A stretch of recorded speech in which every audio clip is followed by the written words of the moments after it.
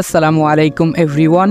১৬ বছর পর গল্পের ৬ নম্বর পর্ব। তো চলো বেশি কথা না বলে গল্প শুরু করা যাক। এখানে বেশ কিছু অফিসার দাঁড়িয়ে আছে যারা প্রত্যেকেই আমাদের স্পেশাল টিমের। আমি বললাম এসব হলো কি করে? রাজন বলল, স্যার আমরা রাস্তায় দেখতে পেয়েছি। আমি বললাম এসব কেসের জন্য পুলিশের দরকার। পুলিশরা কি করছে? এই এলাকাটা কি কোনো পুলিশের আন্ডারে নেই? রাজন বলল, স্যার আমরা ঘটনাস্থল দিয়ে যাচ্ছিলাম, ভিড় দেখে গাড়ি থামিয়ে আমরা সবাই দেখতে যাই, দেখি লোকটা রক্তাক্ত অবস্থায় পড়ে আছে, তাই আমরা কেসটা নিয়ে নেই, কোনো পুলিশকে ইনফর্ম না করেই। আমি বললাম এটা পুলিশের দায়িত্ব, আর সবচেয়ে বড় কথা আমরা একটা মিশনে আছি, মিশন শেষ না হওয়া পর্যন্ত আমার পরিচয় কোনোভাবেই ফাঁস হতে দেওয়া যাবে না। আপনারা এমন কাঁচা কাজ করলে কিভাবে হবে বলতে পারেন?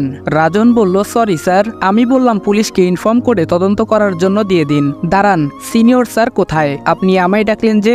রাজন বলল, সিনিয়র স্যার শহরের বাইরে আছেন, আমাকে বলেছেন আমাদের কোনো সমস্যা হলে আপনাকে জানানোর জন্য। আমি বললাম আচ্ছা, আপনারা স্যারকে জানাননি এই ঘটনার কথা? রাজন বলল, না স্যার, স্যার বলেছিল উনাকে ডিস্টার্ব না করার জন্য। আমি বললাম ও আচ্ছা, দাঁড়ান ব্যাপারটা আমি দেখছি, পুলিশের কাছে দেওয়ার দরকার নাই। আমাদের একটা স্পেশাল টিম গঠন করেছেন আমাদের সিনিয়র স্যার, উনার অবর্তমানে যার পুরো দায়িত্ব আমার কাঁধে, আর এখন আরো একটা দায়িত্ব পড়লো। আমি বললাম আচ্ছা, লোকটাকে গুলি কে করেছে? রাজন বলল, কেউ মুখ খুলেনি স্যার। আমি বললাম আশ্চর্য, জনসম্মুখে কেউ একজনকে গুলি করে দিল আর কেউ মুখ খুলছে না? রাজন বলল, না স্যার। আমি বললাম আচ্ছা ঠিক আছে, এর পরিচয় খুঁজে বের করুন, খুব তাড়াতাড়ি আমার চাই এটা। অফিসে এসেছি নিজের গেটআপ চেঞ্জ করে, কে জানে কে কখন দেখে ফেলে, তাই এই পদ্ধতি। জলদি আমাদের মেন অফিস থেকে বেরিয়ে গেলাম। এদিকে কোম্পানির অফিসের সময় হয়ে গেছে, তাই তাড়াতাড়ি একটা পার্লারে ঢুকে নিজের গেটআপ পরিবর্তন করে অফিসের জন্য বেরিয়ে পড়ি। আমি অফিসে বসে কাজ করছি, এর মধ্যে সিনিয়র স্যারের ফোন এলো।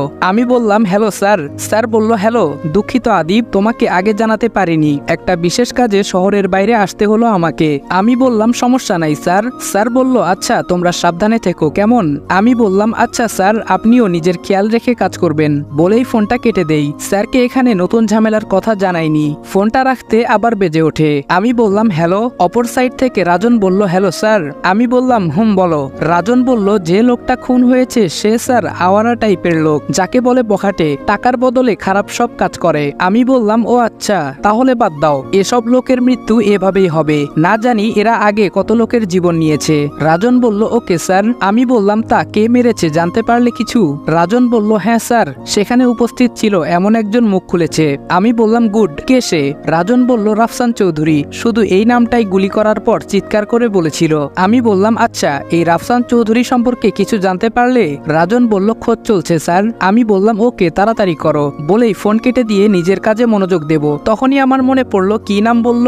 রাফসান চৌধুরী মানে আরসি, এখানেও আরসি। ফোনটা নিয়ে রাজনকে ফোন দিলাম আবার। আমি বললাম হ্যালো। রাজন বলল, হ্যালো স্যার। আমি বললাম শুনো, এই রাফসান চৌধুরীর ফুল ডিটেলস আমার চাই, সে কি করে, কোথায় থাকে, এভরিথিং। রাজন বলল ওকে স্যার। রাজনের সাথে কথা শেষ করে আমি অফিসের আরো কিছু টুকটাক কাজ সেরে নেই। অফিস থেকে বাড়িতে ফিরে দেখি বাড়িতে বিয়ের তোড়জোড় চলছে, আর মাত্র সপ্তাহখানেক বাকি, আর আফজাল আল ইমরানের একমাত্র মেয়ের বিয়ে বলে কথা, সে তো আর যেমন তেমন হবে না, তাই আয়োজন চলছে সেই রকম ভাবেই। আমি বাড়িতে এসেই নিজের রুমে চলে যাই, ফ্রেশ হয়ে এসে সোফায় বসে পড়লাম। মাথায় একটা কথা ঘুরপাক খাচ্ছে, কেসের শেষ অবধি পৌঁছাতে পারছি না, জানি না সামনে আরো কত সত্য বেরিয়ে আসে। আর এদিকে আমার বাড়ির 2 মাসের ভাড়া, সে টাইমটা শেষ হয়ে আসছে, কি করি, কিছু একটা করতে হবে। এই বলে রুম থেকে বেরিয়ে গেলাম, দেখি বাবা কিছু লোকের সাথে কথা বলছে। আমি পেছনে গিয়ে দাঁড়াই, উনি খেয়াল করে বললেন, আরে রাজ, কিছু বলবে নাকি? আমি বললাম জি আঙ্কেল, আমার একটা অনুরোধ আছে। বাবা বলল, বলো। আমি বললাম আঙ্কেল, আমি তো 2 মাসের জন্য ভাড়াতে থাকতে এসেছিলাম, কিন্তু এখন দেখছি আমার কাজ এখনো শেষ হয়নি, তাই আমার আর কিছু সময় লাগবে, এজন্য বলছিলাম আমাকে আর কিছুদিন থাকতে হতে পারে। কথাগুলো বিনীত সুরে বললাম। আমার কথা শুনে উনি কিছুটা গম্ভীর হলেন, তারপর ভেবে বললেন, থাকতে পারো, তবে আমার একটা শর্ত আছে। আমি বললাম বলুন। বাবা বলল, তোমাকে এই বাড়িতে নিজের বাড়ি মনে করে থাকতে হবে, আমার মেয়ের বিয়েতে তোমাকে শুরু থেকে শেষ পর্যন্ত থাকতে হবে, পারবে? আমি বললাম আঙ্কেল, আমি তো একটা কাজে এসেছি, তবে আমি চেষ্টা করব।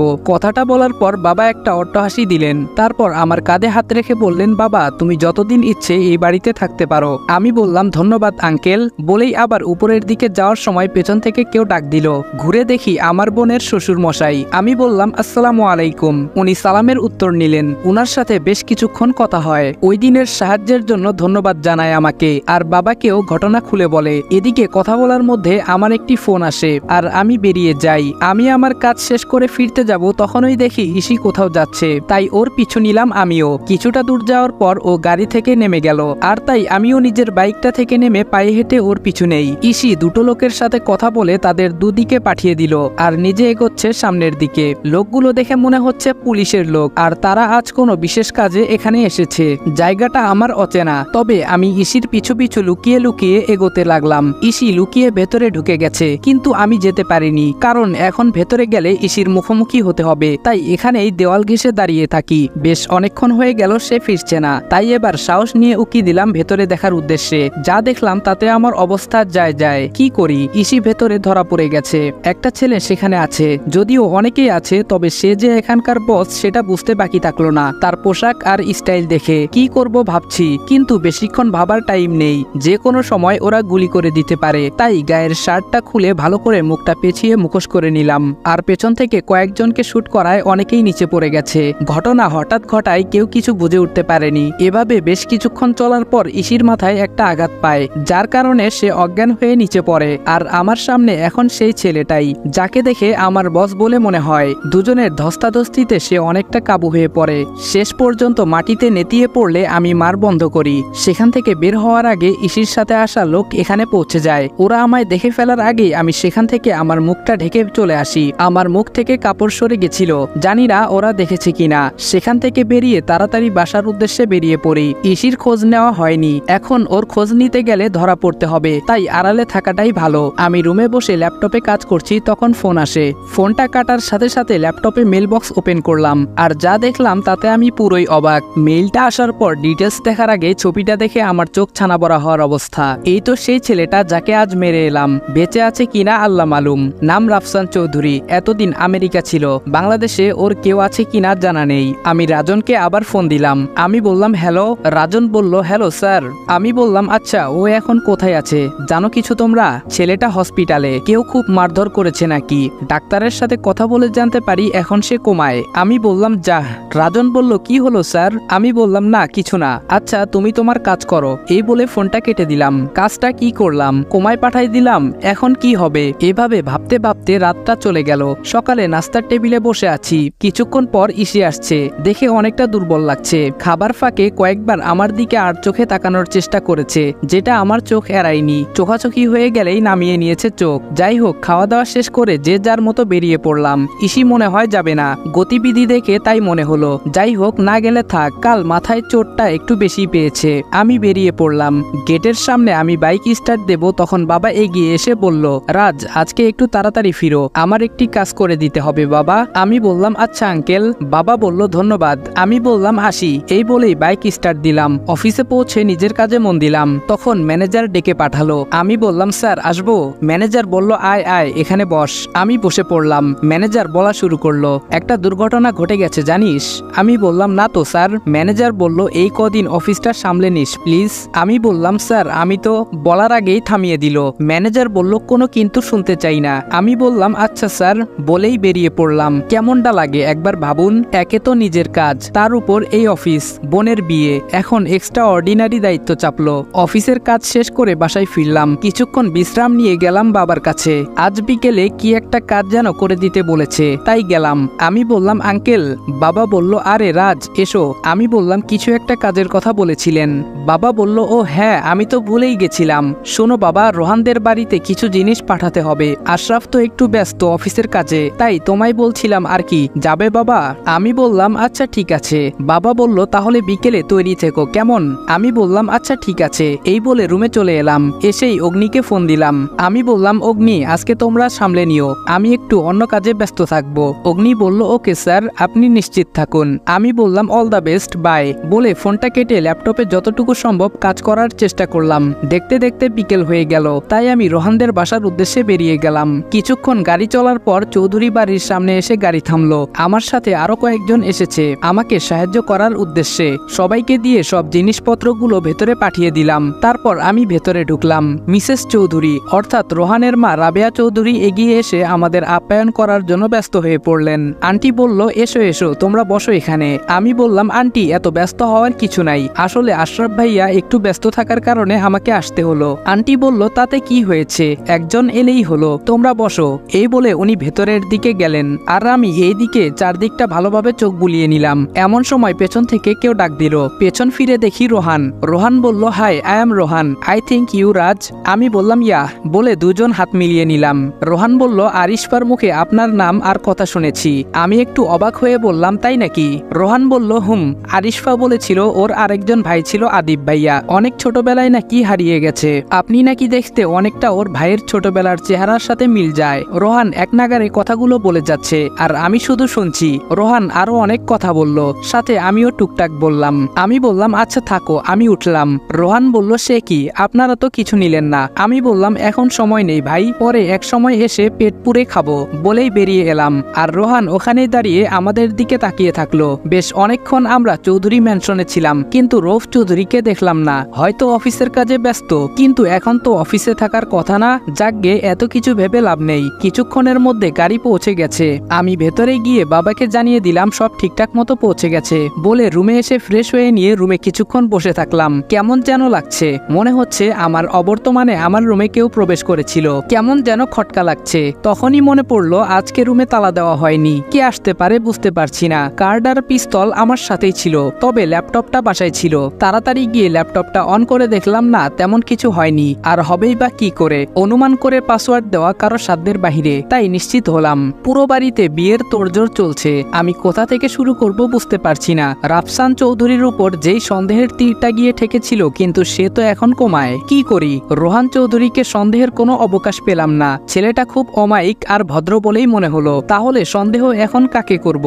রাফসানকে একবার দেখতে হবে। তখন মারার ধান্দায় দেখতে পাইনি, তাই রাজনকে ফোন দিয়ে হাসপাতালের ঠিকানাটা নিয়ে নিলাম। এখন ঘড়িতে রাত 9টা বাজে, তাই বাইকের চাবিটা নিয়ে বেরিয়ে পড়ি হাসপাতালের উদ্দেশ্যে। সেখানে গিয়ে তো আমি অবাক, ইসি আছে এখানে, তবে ছদ্মবেশে। ছদ্মবেশ ধারণ করলেও আমার চিনতে ভুল হয়নি। তার মানে হলো আরসি এর আসল পূর্ণরূপটা যে রাফসান চৌধুরী, এটা ওরা ভেবে নিয়েছে। তবে আমার কেন জানি মনে হচ্ছে পেছনে অন্য কেউ আছে। রাফসান কিছুতেই মূল হতে পারে না। এখন ভেতরে যাওয়া ঠিক হবে না, তাই বেরিয়ে আসি। আবার ও নিজের ভাগ্যকে গালাগাল করে বাইক নিয়ে সামনে এগোলাম। বাসায় যাব না, তাহলে এখন কোথায় যাব? ভাবতে ভাবতে রাতুলদের বাসার সামনে এসে দাঁড়ালাম। কলিং বেল চাপতেই নীরব দরজা খুলে দেয়। নীরব বলল, স্যার আসুন আসুন। আমি বললাম, বাকিরা কোথায়? নীরব বলল, সবাই আছে স্যার, ওরা রুমে কাজ করছে। বসুন স্যার, আমি সবাইকে ডাকছি। আমি বললাম, ডাকতে হবে না, আমি যাচ্ছি ভেতরে। নীরব বলল, ওকে স্যার, এই বলে গেট লাগাতে চলে গেল। আর আমি ভেতরের দিকে গেলাম। আমায় ঢুকতে দেখে 3 জন উঠে দাঁড়ালো। আমি বললাম, বসো বসো, কাজ কত দূর? অগ্নি বলল, স্যার আশা করছি খুব তাড়াতাড়ি আমরা একটা কুলকিনারা পেয়ে যাব। আয়াস বলল, স্যার সন্দেহভাজন সবার উপর নজর সমান তালে চলছে, তবে কাউকেই তেমন ভাবে ধরা যাচ্ছে না। এর মানে এই নয় সবাই ধোয়া তুলসী পাতা। স্যার অনেকের কাজ যাচাই করা হচ্ছে, আর অনেক অবৈধ সম্পদ বাজেয়াপ্ত করে কোষাগারে জমা দেওয়া হয়ে গেছে। আমি বললাম, ওয়েল ডান। অগ্নি বলল, স্যার সন্দেহের তীর এখন রৌফ আর রোহান চৌধুরীর উপর। আমি বললাম, না, আরেকজন আছে। রাতুল বলল, কে স্যার? আমি বললাম, রাফসান চৌধুরী। নামটা শুনে ওরা অনেকটাই অবাক, কারণ আমাদের পূর্ব তালিকায় এই নাম নেই। নীরব বলল, রাফসান চৌধুরী কে স্যার? আমি বললাম, বলছি। তারপর আমি পুরো ঘটনা ওদের খুলে বলি। আয়াস বলল, ওহ গড, তার মানে সে এখন কোমায়। রাতুল বলল, তাহলে স্যার আমাদের কাজ তো এখন সহজ হবে বলে মনে হচ্ছে, মেন কালপ্রিট যখন কোমায়। আমি বললাম, আমার কেন জানি মনে হচ্ছে এর পেছনে অন্য কেউ আছে। নীরব বলল, কে হতে পারে স্যার? আমি বললাম, সেটাই জানতে হবে আমাদের। এক কাজ করো রাতুল এবং নীরব, কাল তৈরি থেকো, আমরা কাল আবার মিশনে যাব।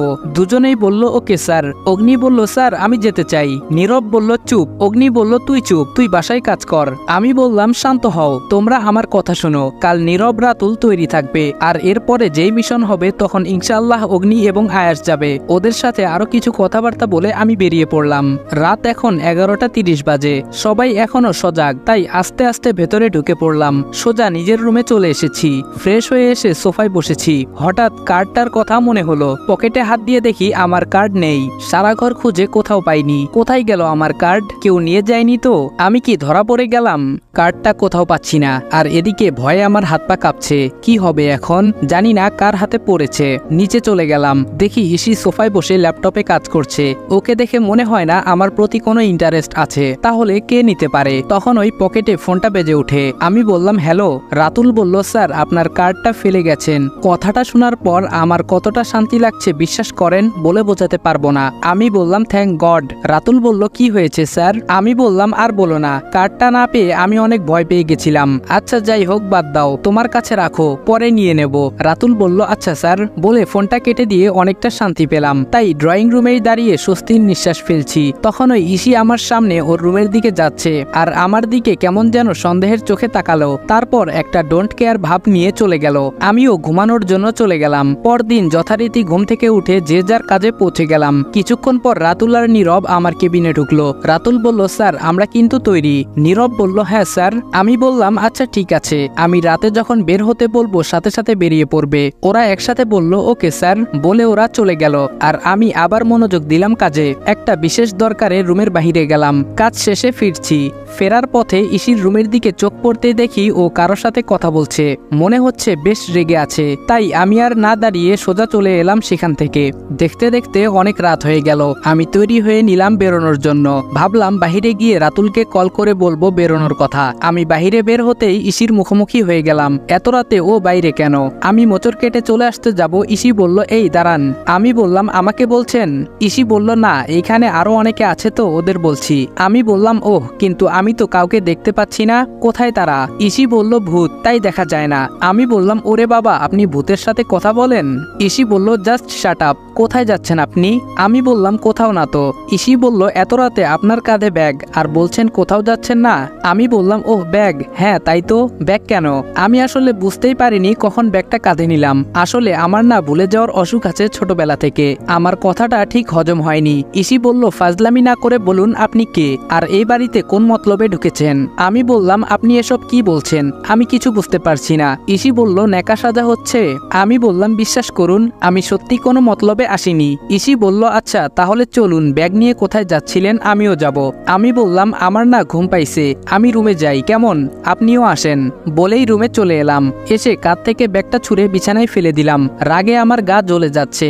যাই হোক রাতুলকে ফোন দিয়ে বলে দিলাম আমি ফেসে গেছি, তাই আজকে যাওয়া হবে না। এই বলে ফোনটা কেটে দিয়ে সোফায় বসে পড়ি। এখানে বসে থাকতে থাকতে কখন যে চোখ লেগে যায় খেয়াল নেই। চোখ খুলে দেখি 4টা বাজে। তাই আর না ঘুমিয়ে উঠে নামাজ পড়ে নিলাম। তারপর আবার ল্যাপটপে কাজ করতে বসলাম। এদিকে বেলা ভালোই হয়েছে, তাই উঠে গিয়ে তৈরি হয়ে নিলাম অফিসের জন্য। তাড়াতাড়ি নাস্তা করে আমি বেরিয়ে গেলাম। আমার পেছন পেছন ইসিও আসছে। কিছুক্ষণের মধ্যে অফিসে পৌঁছে নিজের কেবিনে কাজ করছি। এর মধ্যে ফোন এলো। অপর পাশের কথা শুনে আমি বললাম আচ্ছা ঠিক আছে, একটু অপেক্ষা করো আমি আসছি বলেই ফোনটা কেটে দিলাম। আর অফিস থেকে না বলেই বেরিয়ে বাইক নিয়ে ছুটলাম ফোনে বলা ঠিকানায়। রাজন বলল স্যার আসুন। আমি বললাম কোথায় দেখাও। রাজন বলল ওই যে স্যার, হাতটা সামনের দিকে ইশারা করে দেখালো। আমি যা দেখলাম, দুটো লোক এই নির্জন স্থানে তাদের গাড়ি দাঁড় করিয়ে ভেতরের দিকে চলে গেল। এলাকাটা শুনশান, তাই দিনের বেলায় কেমন যেন রাতের মতো লাগছে। আমরাও লোকগুলোর পেছন পেছন লুকিয়ে যেতে লাগলাম। কিছুটা দূর যেতেই আরো দুজন এগিয়ে এলো আর আমাদের দেখা প্রথম লোক দুটোর হাতে একটা ব্রিফকেস ধরিয়ে দিল আর এরা একটা ছোট বক্স দিল। দেখে বোঝাই যাচ্ছে এতে স্মাগলিং এর কিছু আছে, তবে এত ছোট বক্সে কি থাকতে পারে তা বুঝতে পারছি না। যাই হোক লোকগুলো কোথায় যায় দেখতে ইচ্ছে ছিল, তবে তা করা ঠিক হবে না। তাই রাজনকে ইশারা দিয়ে বুঝিয়ে দেই পেছন দিয়ে যাওয়ার জন্য। আর আমি সামনে দিয়ে গিয়ে দুটো লোকের মাথায় বন্দুক ধরলে বাকিগুলো ভরকে যায়। আমি বললাম কি ব্যাপার কাকা, কি চলে? একজন বলল কে তোরা? আমি বললাম তোমার ভাতিজা কাকা, চিনতে পারছো না? অন্যজন বলল কাজটা ঠিক করলি না, আমাদের ছেড়ে দে, না হলে জানে মারা পড়বি। আমি বললাম OMG তাই বলেই রাজনকে ইশারা করলে সে বাকি লোকগুলোর উপর গুলি চালিয়ে দেয় আর সাথে সাথেই তারা মাটিতে লুটিয়ে পড়ে। বাকি আছে দুজন, একজনের হাতে টাকার ব্রিফকেস আর অন্যজনের হাতে বাক্সটি। ওদের দুজনকে নিয়ে চলে আসি গন্তব্যে। আচ্ছা করে খাতির যত্ন করার আদেশ দিয়ে আমি আবারও চলে যাই অফিসে। এদিকে বিয়ের আর মাত্র 3 দিন বাকি, তাই সবাই অনেক ব্যস্ত। বাবার জোরাজোরিতে আমি অফিস থেকে কয়েকদিনের জন্য ছুটি নেই আর ইসির ব্যবস্থা নিজেই করে নেই। এর মধ্যে রাজন আবার কল দেয়। আমি বললাম হ্যালো। রাজন বলল স্যার আমি এখন হাসপাতালে আছি, যেখানে রাফসান চৌধুরী ভর্তি আছে। এখন জায়গায় সন্দেহভাজন কেউ নেই, আপনি আসতে পারেন। আমি বললাম আচ্ছা তুমি থাকো বলেই বেরিয়ে গেলাম। আমি তাড়াতাড়ি হাসপাতালে ঢুকে একটা লোকের উপর চোখ পড়তেই আমি তো অবাকের চরম সীমায় পৌঁছে যাওয়ার উপক্রম।